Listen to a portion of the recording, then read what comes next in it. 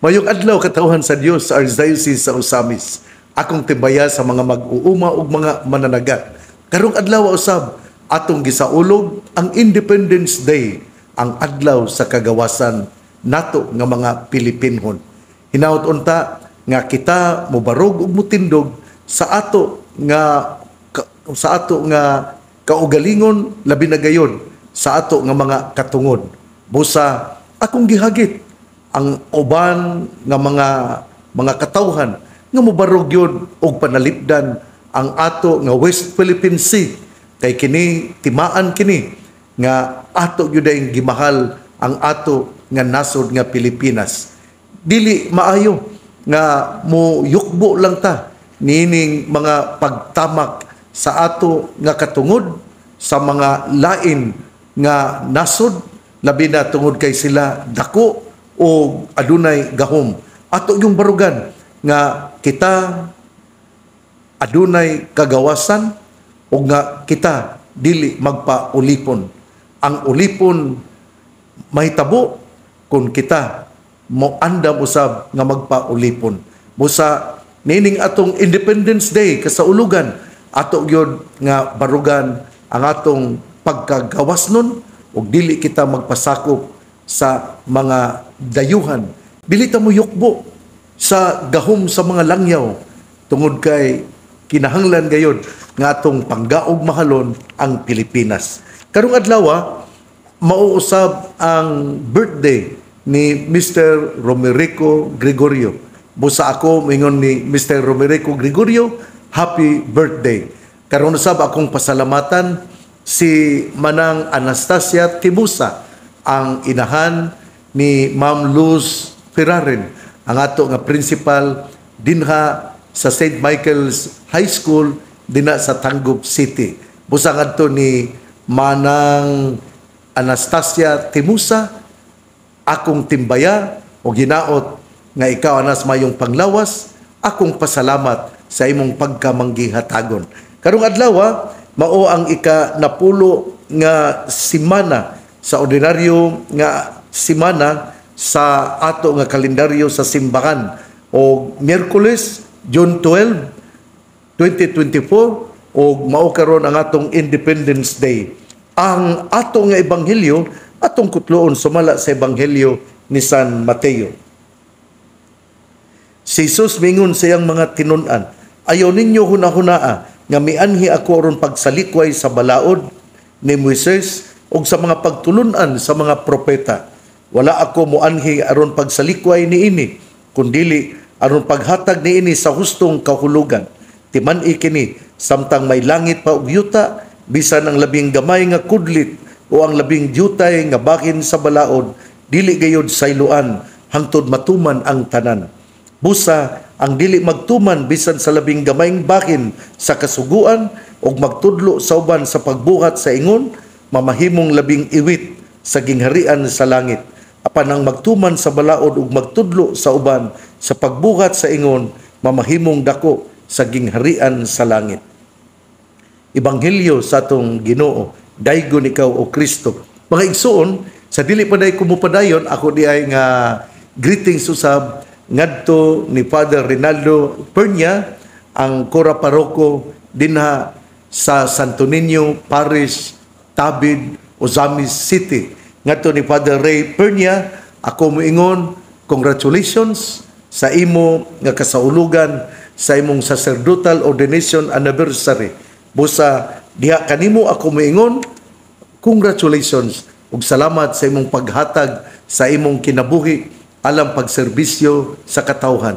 Hinaot nga imong bation ang mga panginahanglan sa katawhan, hinaot nga imo silang huna-hunaon nga nagkinahanglan sila nimo, o dili nato ipatigbabaw ang atong gusto, kundi unsay maayong para sa katawhan dinha sa parokya ni Senyor Santo Niño sa Tabid, Osamis City. Karong adlaw sa ako nang gikaingon, nindot kay nga atong ebanghelyo. Ang atong ebanghelyo mipagawas gyud og panghuna-huna si Jesucristo nga atong Ginoo. Tungod lagi kay ang mga kadagkuan sa mga kaparian kaniadto, murag ningon man sila nga misupak si Jesus sa mga pagtulunan ni Moises tungod kay siya mihikap man sa mga sanlahon, siya miayo man sa mga giyawaan o kining mga masakiton sa adlawng igpapahulay, so on and so forth, para sa mga naay posisyon niadtong panahona, labi na ang mga kadagkuang pari, para kanila si Jesus misalikway sa balaod ni Moises. Mao nga karong adlaw dinhi sa ebanghelyo nga atong gikutlo gikan sa ebanghelyo ni San Mateo kapitulo 17 hangtod sa 19, nining adlong Miyerkules si Jesus miingon sa iyang mga tinun-an, ayaw ninyo hunahunaan nga mianhi ako aron pagsalikway sa balaod ni Moises ug sa mga pagtulunan sa mga propeta. Wala ako muanhi aron pagsalikway niini, kundili aron paghatag niini sa hustong kahulugan. Sa ako na laging gikaingon kay alang sa mga Hudiyo, alang sa mga kadagkuan sa mga Hudiyo at that time, alang kanila si Jesus wala mutuman sa mga balaod ni Moises. Pero alang sa atong Ginoo, siya miingon, mianhi ako aron paghatag og hustong kahulugan sa mga balaod ni Moises ug sa mga propeta. Unsa man di ay ang gusto nga ipatigbabaw sa atong Ginoo nga kinahanglan ang balaod ato nga hatagan og kahulugan pinasubay sa gugma og pagsabot, kinahanglan nga anaay kaluoy gugma og pagsabot. Mo man bitaw nga katong dunay panahon nga adunay tao nga kuyos og kamot. Panahon kadto sa adlawng igpapahulay, giayo ni Jesus nga naman tungod kay buot isilsil sa alimpatakan sa atong Ginoo nga kinahanglan mopatigbabaw ang gugmag kaluoy o iyang buhaton unsay makaayo sa tao aron siya mahibalik sa iyang mayong panglawas o makahimo siya sa pag-alaba, paghatag og kining praise, paghatag og kining pagsimba sa atong Ginoo. Muna nga giayo ni Jesus bisan sa panahon sa Sabbath day, sa adlawng igpapahulay. Doon na po'y panahon nga si Jesus mihikap sa mga sanlahon, ni istorya sa mga kining mga babae. Ginadili man gud na sa una nga ang lalaki, labi na Hudiyo, makigistorya sa mga babae. Mauman bitaw to nga nahibulong ang mga tinun-an sa diha nga si Jesus nakigistorya sa babae nga Samaritanhon didto sa tabay sa usa ka atabay, tungod kay wala sila makasabot. Pero atong Ginoo buot mupaila nga ang balaod kinahanglan atong hatagan o tinuod nga pagtulunan kun kini ato nga makonect pinaagi sa kaluoy, gugma ug pagsabot. Kana bang gitawag og the law must be interpreted in the context of mercy, love, and understanding. Mao gini ang gusto nga ipatigbabaw ni Jesus. Ug mao ni nga mingon siya, wala man ko moanhi aron sa pagsalikway sa balaod ni Moises ug sa mga propeta. Mianhi ako aron hatagan o tiunay nga kahulugan ang balaod diin kini adunay koneksyon sa gugma, kaluoy ug pagsabot. Kay kung kita gali kanibitang dili ta mo sabot, dili gyud maayo ang usa ka balaod. Pananglitan ron kining ginadili nga ikaw mosulod sa usa ka kining one way nga dalan, pero gadala ka og pasyente, gadala ka og masakiton. Unya duol ra kaayo ang maong hospital kung mosulod ka niini. Mao na nga kinahanglan ato yung sabton. Doon na yun ay gitawag og exception to the rule. Doon na yun ay gitawag og atong ipahigayon ang maong balaod nga konektado sa gugma, kaluoy o pagsabot. Mao na nga ang alang kag Hesus wala man niya usba, wala po niya gisalikway ang balaod, apan iyang gihatagan o husto o tukma nga kahulugan kay iyaman nga gihatagan og kining koneksyon ang balaod pinaagi diya sa gugma, pagsabot o kaangayan o kining gitawag o kining kaluoy. Muna nga kini very practical ang atong Ginoo. Ang atong Ginoo very practical. Ug sa katapusan siya miingon ang mutuman sa balaod ug nagtudlo niini pagbuhat niini mamahimong dako sa gingharian sa langit. Sa to pa si Jesus mi dasig na usab sa mga katawhan nga ato yung tumanon ang pagsabot o pagrespeto sa balaod. Importante kaayo nga ato yung respetuhan ang balaod. Importante kaayo nga ato yung sundon ang balaod. Importante kaayo nga atong tumanon ang balaod. Kaya kung wala gali balaod, tapsiturbi ang kalibutan. Kung wala gali balaod, chaotic ang atong lugar. Kung walay balaod, samok ang ato nga katilingban. Muna nga, importante kayo nga naay balaod. Pananglitan ron, kining balaod din sa kining sa Usami City. Ako, lipay kayo kung mga sakyanan, follow the rule good sila. Kuan good sila. Doon na may demarcation line nga asa ka mo parking. Karon na disiplina na gyud ang mga sakyanan dinhi sa dakbayan sa Usami City. Pero kadto ka sa laing mga syudad dinhi sa Mindanao, asus sa muka. Pero dinhi sa Usami City, kung mutipas lang ka sa linya, na butangan kag yun og kining tikitan kag yun. Murag hatagan ka og kining disiplina, tagaan kag yun og sanksyon, tagaan kag yun og pahimangno, pinaagi nga ikaw mubayad kay wala man ka magtuman sa balaod. Muna nga, ang balaod, nindot yun kaayo kung kini tumanon. Pero kung kini, sobra na og walay hustisya, dili po na maayo. Kay matud pa sa tong Ginoo, ang balaod, kinahanglan atong sabton, i-connect nato sa kaluoy, gugma, o pagsabot. Mao kini ang kahulugan sa balaod. Mao kini ang kahulugan sa ngano nga kita mutuman sa balaod. O si Jesus, midapit ka nato. Si Jesus, mihatag ka nato o usa ka pagtulunan nga kinahanglan ato gayong tumanon ang balaod. Wala gudi ay musupak o musalikway si Jesus sa balaod tungod kay sa katapusan sa Ebanghelyo, iya namang galing gidasig ang mga tao nga mutuman sa balaod. Busa ang dili magtuman bisan sa labing gamayng bahin sa kasuguan ug magtudlo sa uban sa pagbuhat sa ingon, mamahimong iwit sa gingharian sa langit. Apan ang mutuman sa balaod ug magtudlo sa uban sa pagbuhat niini, mamahimong dako sa gingharian sa langit. Una, si Jesus miingon, wala nako gisalikway ang balaod. Balaod ni Moises o balaod sa mga propeta.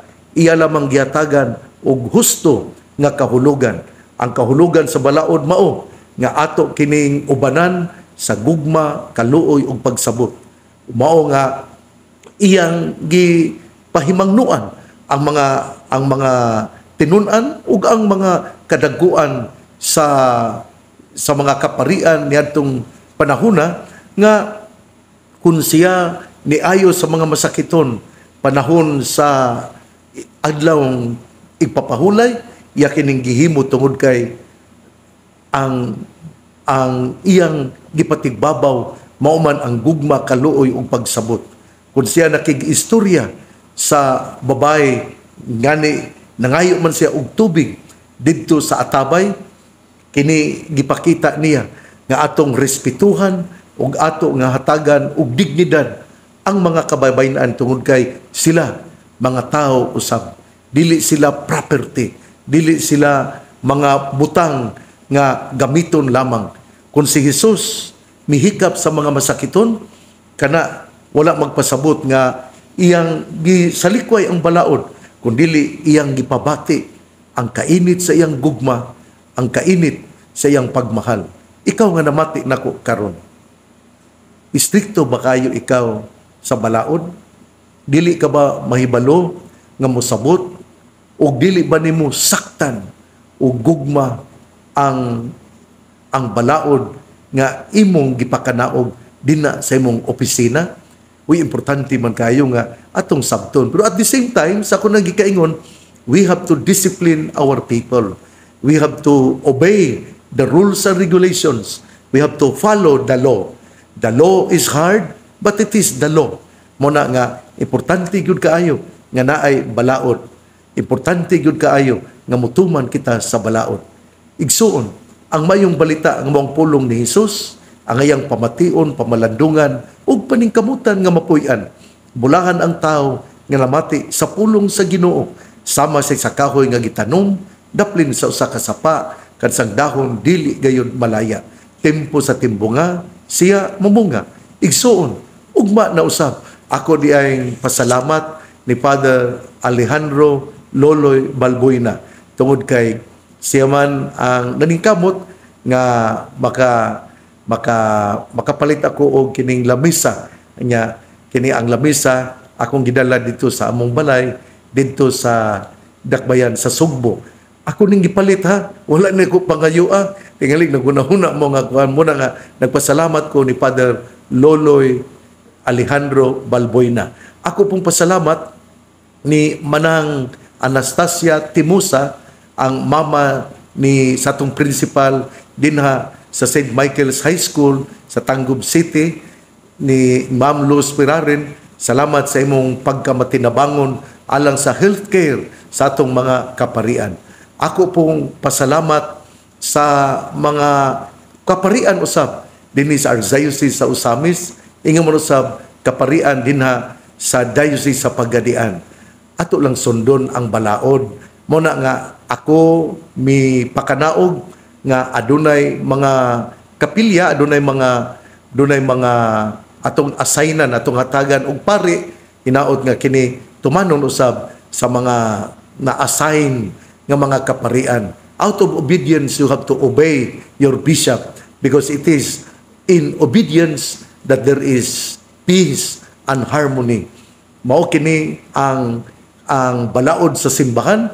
Wala may kagawasan sa simbahan kundi obedience to the hierarchy. Pero at the same time, i-prevail yun, I prevail consultation and talking to one another in terms of getting your opinion also.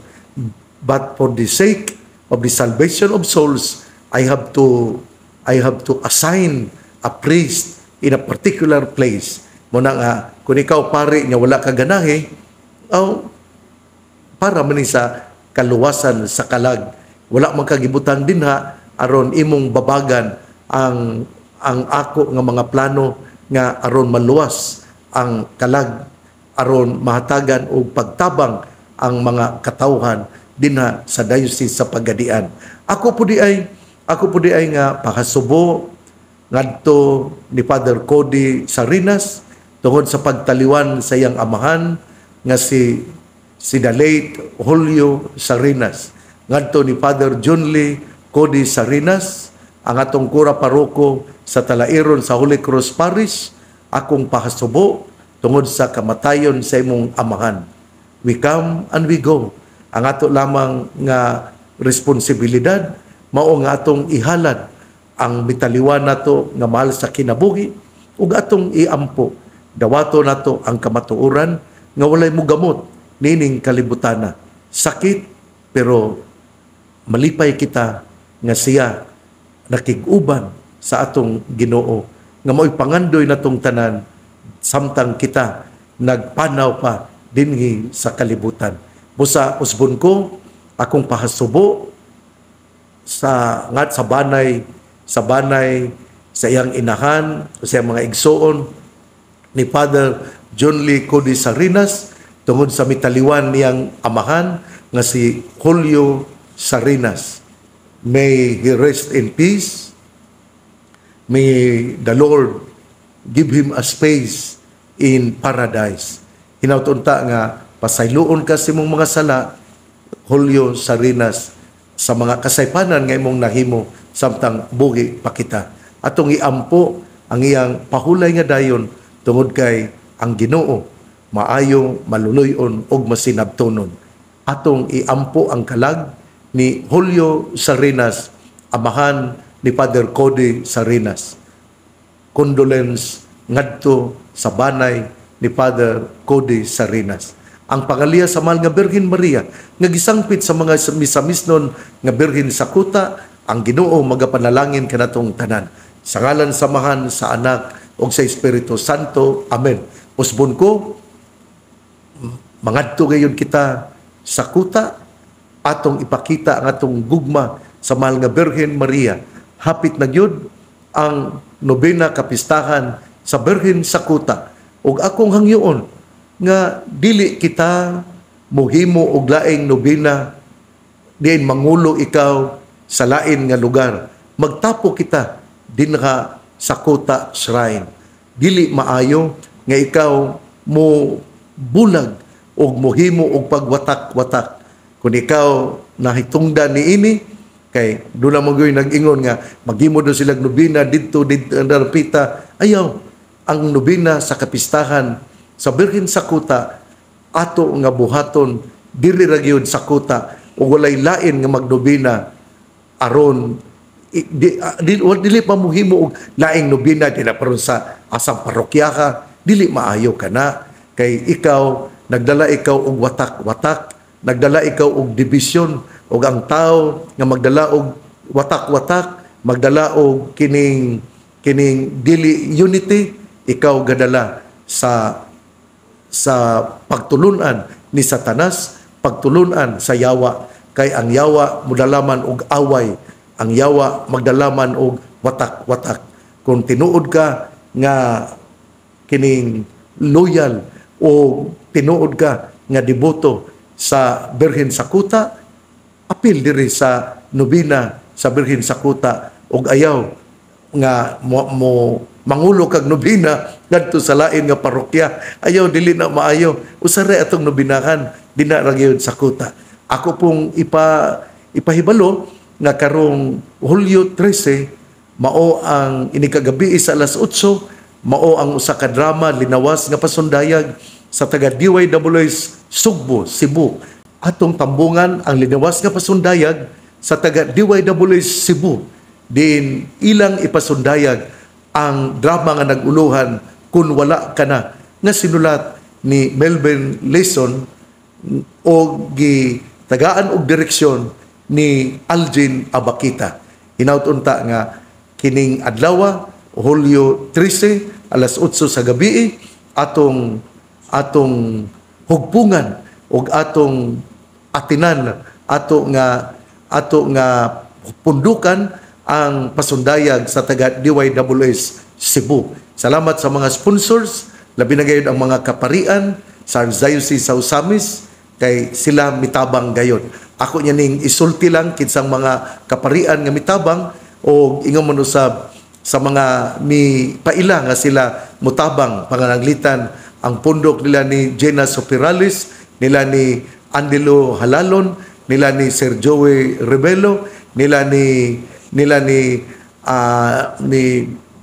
John Carpio, nila ni Aaron Book, nila ni John Carpio, nila ni Erwin Ongkoy, ni Rose, ug sa uban pa.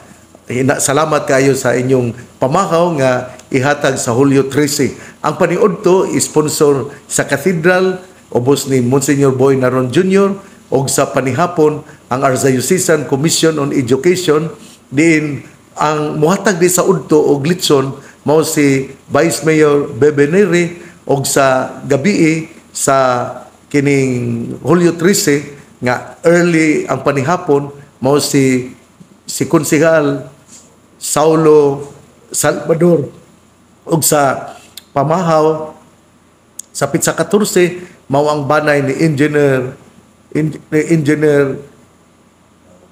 Larobis, Engineer Ismail Larobis. Natong tanan, salamat, magtinabangay kita aron ang Birhen Maria, ang Birhen sa kuta, mo ampo ka nato gatagan kitag panalangin. God bless, mabuhay tayong lahat.